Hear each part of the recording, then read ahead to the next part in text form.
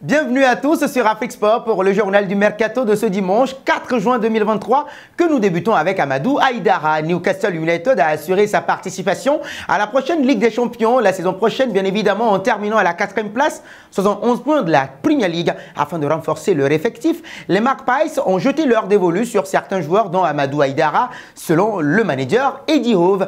Actuellement lié au RB Leipzig jusqu'en 2025, Haïdara pourrait ne plus faire partie de l'équipe allemande dès la saison prochaine. Selon plusieurs sources, Newcastle United étudie les possibilités de recruter le milieu de terrain malien depuis plus d'un mois, bien que rien n'ait encore été officialisé.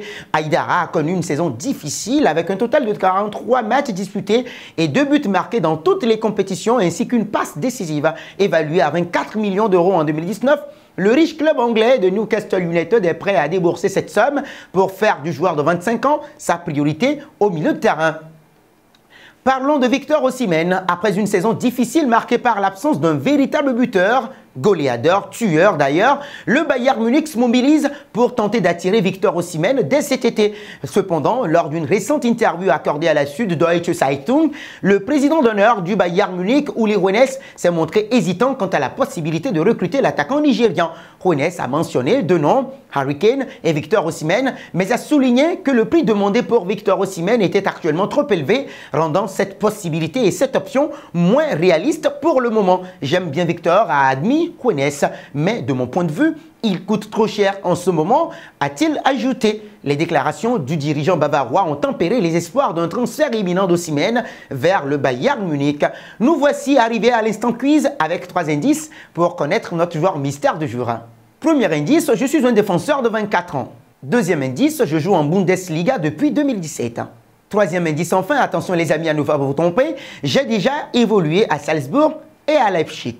Alors, qui suis-je? Vos réponses sont attendues en commentaire. Nos félicitations à tous ceux qui ont répondu. Aurélien Chouameni lors du dernier journal du Mercato. C'était le joueur à trouver puisqu'il est un milieu de terrain de 23 ans qui joue en Liga cette saison. Il a déjà été à Bordeaux et à l'AS Monaco.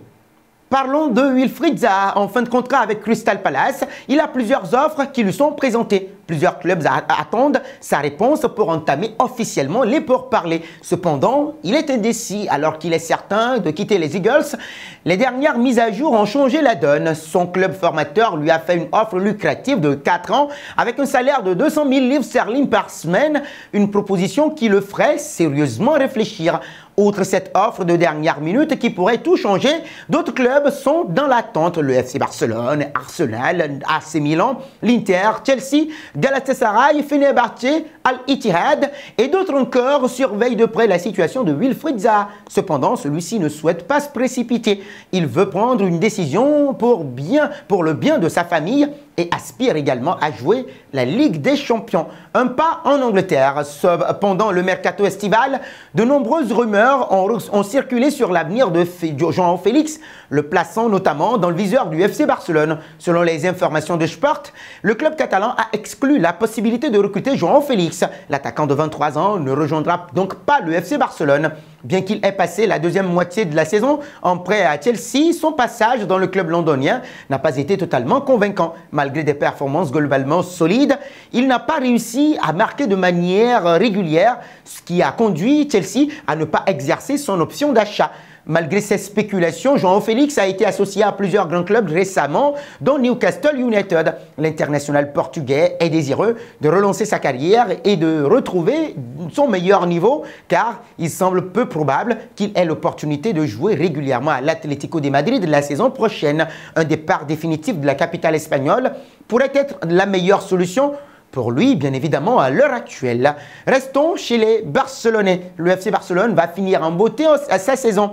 Dans le cadre du 38e acte de la Liga espagnole, les Blaugrana se déplacent sur la pelouse du Celta Vigo. Et bien évidemment, Robert Lewandowski sera de l'aventure, auteur d'une saison prolifique en championnat, surtout où le Polonais a inscrit 23 buts et délivré 7 passes décisives. L'ex-Bavarois est bien parti pour finir meilleur buteur Pichichi de la saison devant Karim Benzema. Ravi de cette grande première, le numéro 9 catalan a déjà les yeux rivés sur l'avenir, notamment la saison prochaine. Faisant le bilan de la saison, le buteur polonais a regretté le parcours du Barça en Ligue des Champions. Le club dirigé par Juan Laporta n'a pas pu s'extirper de la phase de groupe et a été déversé en Ligue Europa.